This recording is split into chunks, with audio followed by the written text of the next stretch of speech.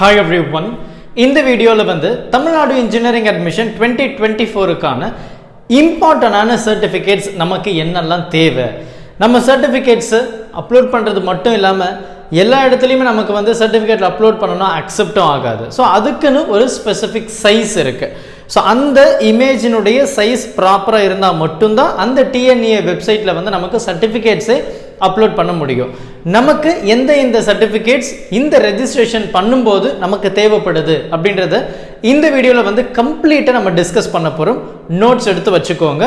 இம்பார்ட்டண்டான சர்டிஃபிகேட்ஸ் மட்டும் நம்ம டிஸ்கஸ் பண்ணிடலாம். என்னெல்லாம் சைஸ் இருக்குது அதையும் நம்ம பேசிடலாம். ஸோ ஃபஸ்ட் நமக்கு மேண்டேட்ரியாக கட்டாயம் தேவைப்படக்கூடிய சர்டிஃபிகேட்ஸ் அப்படின்னு இருக்குது. ஸோ அதில் குறிப்பாக பார்த்தீங்கன்னா 10th mark sheet, 11th mark sheet and 12th mark sheet. So இந்த மூணுமே பார்த்தீங்கன்னா ரொம்ப ரொம்ப ரொம்ப ரொம்ப இம்பார்ட்டண்டாக நம்ம வந்து கன்சிடர் பண்ணிட்டு இருக்கிறோம். 4வது இடத்துல பார்த்தீங்கன்னா கம்யூனிட்டி சர்டிஃபிகேட் எக்ஸப்ட் ஓசி கேண்டிடேட். நீங்கள் வந்து ஓப்பன் கேட்டகரி, அதாவது ஓசி கேட்டகரியில் வர்றீங்க அப்படின்னா உங்களுக்கு கம்யூனிட்டி சர்டிஃபிகேட் வந்து இருக்காது, அது உங்களுக்கே தெரியும்.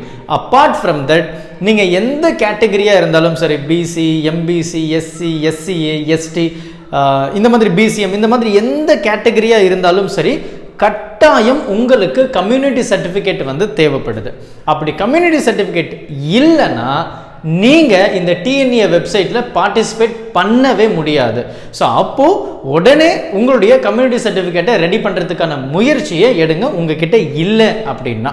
அப்போது இந்த கம்யூனிட்டி சர்டிஃபிகேட் ஏன் சார் இவ்வளோ இம்பார்ட்டண்டான ரோல் இருக்குது அப்படின்னு பார்த்தீங்கன்னா, நம்மளுடைய தமிழ்நாடு இன்ஜினியரிங் அட்மிஷன்ஸை பொறுத்த வரைக்கும் கம்யூனிட்டியை பேஸ் பண்ணி தான் நமக்கு வந்து சீட் ஒதுக்குறாங்க. அதாவது ஒவ்வொரு கேட்டகரி, ஓசிக்கு 31%, இந்த மாதிரி பிசிக்கு 26% சொல்லிட்டு ஒவ்வொரு கேட்டகரிக்கு இவ்வளோ பர்சன்டேஜ் சீட்டு மட்டும்தான் அலோட் பண்ணணும் அப்படின்னு சொல்லிட்டு நம்முடைய தமிழ்நாடு இன்ஜினியரிங் அட்மிஷன்ஸில் எவ்ரி இயர் வந்து சொல்லுவாங்க. ஸோ அதே மாதிரி இந்த வருஷமும் இருக்க போகுது, டவுட்டு கிடையாது. ஸோ அதனால் தயவு செஞ்சு உங்களுடைய கம்யூனிட்டி சர்டிஃபிகேட்டை ரெடி பண்ணி வச்சுக்கோங்க. அதுதான் ரொம்ப முக்கியமான ரோலாக இருக்குது. இது வந்து தமிழ்நாட்டில் படிக்கக்கூடிய ஸ்டூடெண்ட்ஸ், அதாவது நீங்கள் 8th to 12th இல்லை 6th to 12th வந்து நம்ம 7.5 ரிசர்வேஷனில் வந்துடும். அதை நம்ம இன்னொரு வீடியோவில் ரொம்ப டீட்டெயில்டாக நம்ம பார்த்துடலாம். ஸோ 8th to 12th நீங்கள் தமிழ்நாட்டில் படிச்சிருந்தீங்கன்னா உங்களுக்கு இந்த 4 சர்டிஃபிகேட் மட்டும் போதுமானதாக நம்ம பார்த்துட்டு இருக்கிறோம். டிரான்ஸ்ஃபர் சர்டிஃபிகேட் டிசி கொடுத்தாங்கன்னா அதையும் எடுத்து வச்சுக்கோங்க. அதுக்கப்புறம் ஆப்ஷனல் சர்டிஃபிகேட்ஸ்ன்னு இருக்குது. அதாவது இது தமிழ்நாடு படித்தவங்களுக்கு இது மட்டும்தான், இது கண்டிப்பாக இருக்க வாய்ப்பு கிடையாது. இது தமிழ்நாடு இல்லாமல் அதர் ஸ்டேட்டில் போய் நீங்கள் படிக்கிறீங்கன்னா கட்டாயம் உங்களுக்கு இந்த சர்டிஃபிகேட்ஸ் எல்லாம் தேவைப்படுது. அந்த இடத்துல முதல் சர்டிஃபிகேட் பார்த்தீங்கன்னா டிரான்ஸ்ஃபர் சர்டிஃபிகேட் அப்படின்னு சொல்லி இருக்கு. ஸோ இந்த டிரான்ஸ்ஃபர் சர்டிஃபிகேட்டை நீங்கள் கம்பல்சரி எடுத்து வச்சுக்கணும். ரெண்டாவது இடத்துல நேட்டிவிட்டி சர்டிஃபிகேட். இந்த நேட்டிவிட்டி சர்டிஃபிகேட் என்ன சொல்லுது அப்படின்னா பாருங்க, if native Tamil Nadu candidate have studied in other state, அதாவது நீங்கள் தமிழ்நாடு ஸ்டூடெண்ட் தான், அதாவது நீங்கள் தமிழ்நாடுல தான் பிறந்தீங்க, உங்களுடைய அட்ரஸும் அங்கே தான் இருக்குது, ஆனால் நீங்கள் படித்தது வேறு ஸ்டேட்டில் அப்படின்னா, if any one of these classes from 8th to 12th நீங்கள் படிச்சிருந்தீங்கன்னா கட்டாயம் உங்களுக்கு நேட்டிவிட்டி சர்டிஃபிகேட் வந்து தேவைப்படுதுன்னு சொல்கிறாங்க. நீங்கள் தமிழ்நாடு தான், ஆனால் அதர் ஸ்டேட்டில் படிக்கும்போது நான் தமிழ்நாட்டில் தான் ரெசிடென்சி இருக்குது, எனக்கு இங்கே தான் அட்ரஸ் இருக்குன்னு நீங்கள் ஒரு நேட்டிவிட்டி சர்டிஃபிகேட்டை வந்து கம்பல்சரி ப்ரொடியூஸ் பண்ணியே ஆகணும். ஸோ தயவு செஞ்சு உங்களுடைய நேட்டிவிட்டி சர்டிஃபிகேட்டை ரெடி பண்ணி வச்சுக்கோங்க. லாஸ்ட் மினிட்ல நீங்கள் தேடுறதுக்கு கட்டாயம் உங்களால் முடியாது, ரொம்ப ரொம்ப ரொம்ப இழுத்து அடிச்சிருவாங்க. ஏன்னா அப்போ தான் நிறைய பேர் அப்ளை பண்ணுவாங்க. ஸோ அதனால் கொஞ்சம் முன்னாடியே இந்த நேட்டிவிட்டி சர்டிஃபிகேட்ஸை ரெடி பண்ணி வச்சுக்கோங்க. அடுத்து பார்த்தீங்கன்னா பேரண்ட்ஸ் ஆக்குபேஷன் சர்டிஃபிகேட். ஸோ இது என்ன அப்படின்னா, உங்களுடைய பேரண்ட்டை வந்து அதர் ஸ்டேட்டில் போயிட்டு ஒர்க் பண்ணுறாங்க, அந்த கேட்டகரியில் வந்து நம்ம பேரண்ட்ஸ் ஆக்குபேஷன்ஸை வந்து எடுத்துக்கலாம். அதாவது other state candidate whose parent is central or state government employee in Tamil Nadu for the past 5 years. அதாவது நீங்கள் வேறு ஸ்டேட்டில் இருக்கீங்க, சரியா, நீங்கள் வேறு ஸ்டேட் ஸ்டூடெண்ட், ஆனால் உங்களுடைய பேரண்ட்ஸ் வந்து தமிழ்நாடுல ஸ்டேட் கவர்மெண்ட்லேயோ இல்லை சென்ட்ரல் கவர்மெண்ட்லேயோ ஒர்க் பண்ணுறாங்க, கடந்த 5 வருஷமாக ஒர்க் பண்ணுறாங்கன்னா நீங்கள் இந்த சர்டிஃபிகேட்டை ப்ரொவைட் பண்ணி இந்த தமிழ்நாடு இன்ஜினியரிங் அட்மிஷனை தாராளமாக பார்ட்டிசிபேட் பண்ணிக்கலாம். ஸோ பேரண்ட்ஸ் ஆக்குபேஷன் சர்டிஃபிகேட், நீங்கள் வேறு ஸ்டேட்டில் படிக்கிறீங்க ஆனால் பேரண்ட் வந்து தமிழ்நாட்டில் ஸ்டேட்டோ இல்லை சென்ட்ரல் கவர்மெண்ட்லேயே ஒர்க் பண்ணுறாங்கன்னா இந்த சர்டிஃபிகேட்டை கம்பல்சரி நீங்கள் ப்ரொவைட் பண்ணால் மட்டும்தான் நீங்கள் TNEA 2024க்கு எலிஜிபிள். அடுத்து பாருங்க, ஸ்ரீலங்கன் ரெஃப்யூஜி சர்டிஃபிகேட். நீங்கள் ஸ்ரீலங்காவில் இருந்து தமிழ்நாடுல வந்து படிக்கிறீங்க அப்படின்னா தாராளமாக நீங்கள் இந்த ஸ்ரீலங்கன் ரெஃப்யூஜி சர்டிஃபிகேட்ஸை வந்து கட்டாயம் ப்ரொவைட் பண்ணியே ஆகணும். அடுத்து X serviceman certificates. X serviceman அது என்னது உங்களுக்கு தெரியுமே. உங்களுடைய ஃபேமிலியில் யாருன்னா இந்த மாதிரி ஆர்மிலேயோ இல்லை அந்த மாதிரி சர்வீஸ் பண்ணுற இடத்துல ஒர்க் பண்ணியிருக்காங்க அப்படின்னா கட்டாயம் நீங்கள் வந்து எக்ஸ் சர்வீஸ்மேன் கோட்டாவில் நீங்கள் வந்து கவுன்சிலிங் பண்ணலாம். இல்லை சார் நான் இதெல்லாம் அப்லோட் பண்ணல அப்படின்னா நீங்கள் இதுலேயே போகலாம். ஸோ இதுலேயே நீங்கள் போகிறதுக்கும் சான்சஸ் இருக்குது. ஸோ எக்ஸ் சர்வீஸ்மேன் அப்படின்னா நீங்கள் இதில் போய்க்கலாம். இது ஸ்பெஷல் ரிசர்வேஷனில் நமக்கு வரக்கூடிய ஒரு அருமையான ஒரு வாய்ப்புன்னு சொல்லலாம். அடுத்து பாருங்கள், differently abled certificates. Candidates who opted for special reservation. எனக்கு ஸ்பெஷல் ரிசர்வேஷனில் நான் வந்து இந்த மாதிரி டிஃப்ரெண்ட்லி ஏபிள்டு அப்படின்ற ஒரு கேண்டிடேட்டுக்குள்ளே நான் போக போகிறேன். ஸோ டிஃப்ரெண்ட்லி டிசேபிள்டு அப்படின்னா உங்களுக்கே என்னன்றது தெரியும்.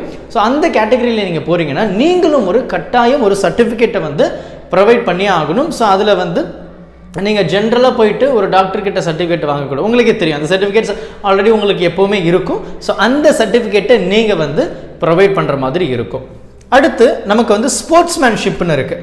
ஸ்போர்ட்ஸ்மேனும் பார்த்தீங்கன்னா நமக்கு வந்து இந்த ஸ்பெஷல் ரிசர்வேஷனில் வந்துடும். ஸ்போர்ட்ஸ்மேன் அதாவது நீங்கள் வந்து நேஷனல் சர்டிஃபிகேட்டோ இல்லை இன்டர்நேஷ்னல் சர்டிஃபிகேட்டோ இல்லை ஸ்டேட் வைஸ் சர்டிஃபிகேட்டோ வச்சுருக்கீங்க அப்படின்னா தாராளமாக நீங்கள் அதை வச்சும் நீங்கள் ஸ்பெஷல் ரிசர்வேஷனில் வந்து பார்ட்டிசிபேட் பண்ணலாம். ஸோ இந்த சர்டிஃபிகேட்ஸ் எல்லாம் நமக்கு ரொம்ப ரொம்ப ரொம்ப முக்கியமானது. சார் இந்த சர்டிஃபிகேட்ஸ் எல்லாம் பக்காவாக என்கிட்ட இருக்குது சார், நான் இதை அப்லோட் பண்ணலாமா? சைஸ் ரொம்ப முக்கியம். அப்போ என்ன சைஸில் நம்ம ஒவ்வொரு சர்டிஃபிகேட்ஸை நம்ம இமேஜை கன்வெர்ட் பண்ணணும், என்ன சைஸில் நம்ம கன்வெர்ட் பண்ணணும் அப்படின்னு பார்த்தோம்னா first before upload the candidates R requested to have the certificates in digital format. ஒரு இமேஜாவோ ஒரு பிடிஎஃபாவோ வச்சுக்கோங்க.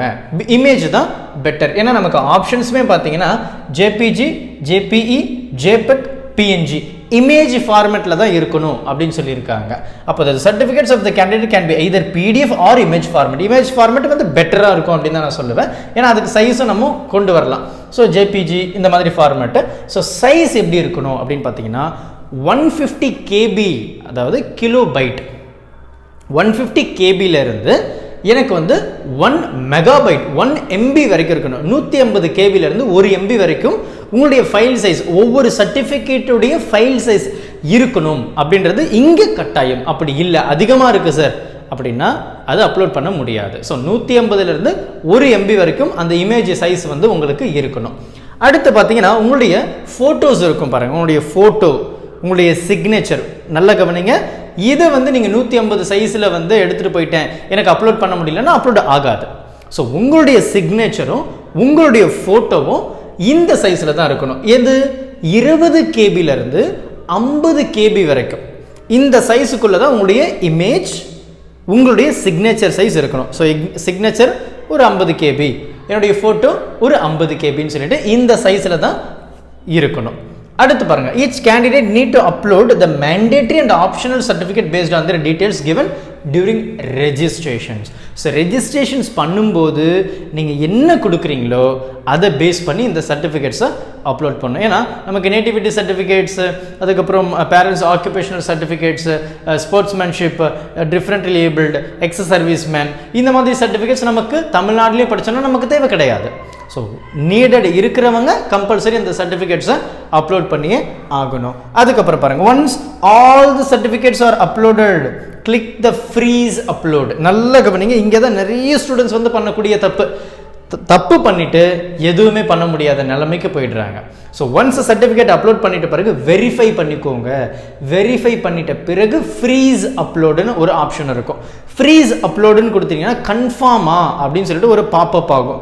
கன்ஃபார்ம்னு கொடுத்துட்டிங்கன்னா அதுக்கப்புறம் நீங்கள் என்னதான் முயற்சி பண்ணாலும் சேஞ்ச் பண்ண முடியாது.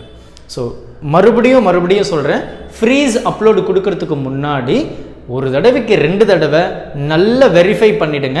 அதுக்கப்புறம் ஃப்ரீஸ் கொடுங்க, அதுக்கப்புறம் கன்ஃபார்ம் கொடுங்க. ஒன்ஸ் இதை பண்ணிட்டீங்கன்னா அதுக்கப்புறம் எந்த சேஞ்சஸும் பண்ண முடியாது. அதுக்கப்புறம் நீங்கள் அப்ளை பண்ணுறது வேஸ்ட்டாக போயிடும். ஸோ அதனால் ப்ராப்பராக சர்டிஃபிகேட்ஸ் அப்லோட் பண்ணும்போது நேம் போட்டு சேவ் பண்ணிக்கோங்க. சின்ன சின்ன விஷயந்தான் நமக்கு நல்ல பாதுகாப்பு கொடுக்கும், மறந்துடாதீங்க. ஸோ இதுதான் தமிழ்நாடு இன்ஜினியரிங் அட்மிஷன் 2024க்கான மேண்டேட்ரி சர்டிஃபிகேட்ஸ் அப்படின்னு சொல்லலாம். ஸோ அடுத்தடுத்த வீடியோவில் நம்ம ரிசர்வேஷனில் பார்க்கலாம், சாய்ஸ் ஃபில்லிங்கை பார்க்கலாம், டாப் இன்ஸ்டிடியூஷன்ஸை பார்க்கலாம், எந்தெந்த கல்லூரிகளுக்கு எந்தெந்த கோர்சஸ் வந்து ரொம்ப பெனிஃபிஷியலாக இருக்குது, எந்த மாதிரி பிளேஸ்மெண்ட்ஸ் இருக்குன்னு ஒவ்வொன்றா நம்ம வந்து பார்க்கலாம். சேனலை ஃபாலோ பண்ணிகிட்டே இருங்க, மறக்காமல் சப்ஸ்கிரைப் பண்ணிக்கோங்க. Thank you. Help others with a smile.